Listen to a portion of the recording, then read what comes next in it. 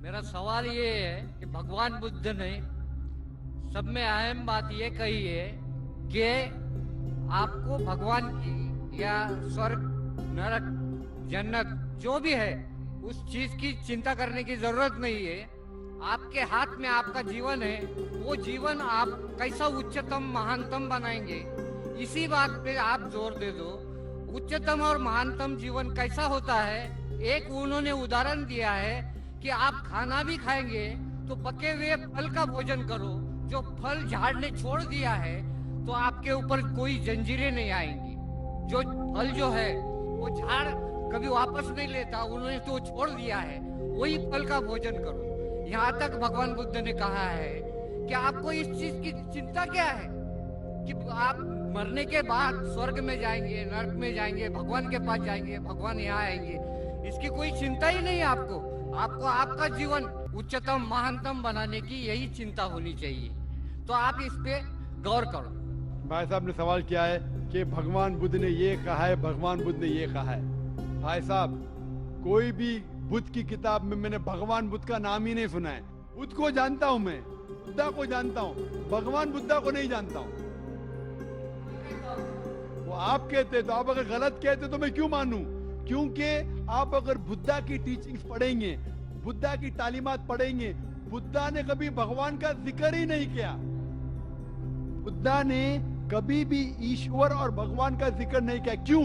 तो Buddhist scholars ये कहते हैं कि इस हिंदुस्तान में, इस धरती पे इतनी बुत परस्ती थी कि वो भगवान के बारे में खामोश थे।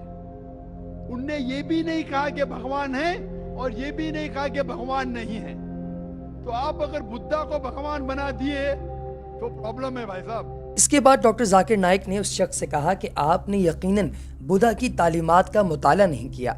आपने सिर्फ और सिर्फ बुद्धा की बुनियादी चीज़ें मुख्तलिफ किस्म के सवामियों और पंडितों से सुनी होंगी, लेकिन आपने खुद बुद्धा की ना तो कोई किताब पढ़ी है और ना ही उसकी कोई ऐसी तसनीफ जिसके अंदर बुद्धा ने अपनी चीज़ों को खुद से एक्सप्लेन किया हो।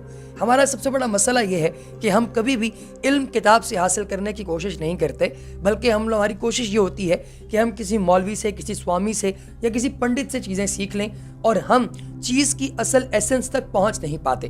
बुद्धा ने कभी ये मन नहीं कहा था कि आप मेरा बुत बनाएं, बल्कि बुद्धा के बुत बनाने वाले वो लोग हैं जो दीगर मज़ाहिब से इन्फ्लुएंस हो गए थे। दीगर मज़ाहिब की वजह से उन्हें लगा कि शायद उन्हें भी अपना कोई खुदा बनाना चाहिए, उन्हें भी अपना कोई बुत बनाना चाहिए, इसलिए उन्होंने बुद्धा का मुजस्मा बना दिया, बुद्धा का बुत बना दिया। हालांकि बुद्धा खुदा नहीं है और बुद्धा ने कभी ये भी नहीं कहा कि मुझे खुदा कहो। बुद्धा की चंद बुनियादी तालीमात हैं जिन पर अमल करके आप अपनी ज़िंदगी बेहतर बना सकते हैं। मिसाल के तौर पर बुद्धा की टीचिंग को अगर आप पढ़ें तो बुद्धा ये कहते हैं कि दुनिया के अंदर 4 चीज़ें हैं जो हक हैं।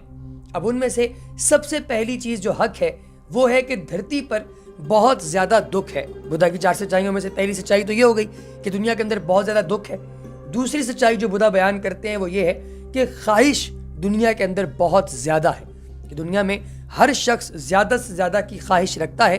तीसरी हकीकत बुद्धा ये कहते हैं कि अगर आप ख्वाहिश को अपने दिल से निकाल दें तो ख्वाहिश के साथ गम भी दिल से निकल जाते हैं। फिर उसके बाद चौथी जो और आखिरी जो उनकी बात है वो ये है कि अगर आप ख्वाहिश को ख़त्म करना चाहते हैं तो 8 फोल्ड पर अमल करें।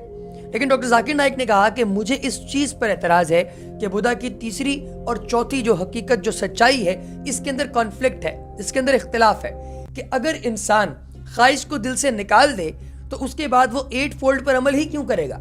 कि उसे अगर ख्वाहिश को अपने दिल से निकालना है, अभी चूंकि वक्त की कमी है इसलिए मैं इसे मुकम्मल तौर पे एक्सप्लेन नहीं कर सकता। इस हवाले से मेरी तकरीर मौजूद है इंटरनेट पर, आप वो देख सकते हैं।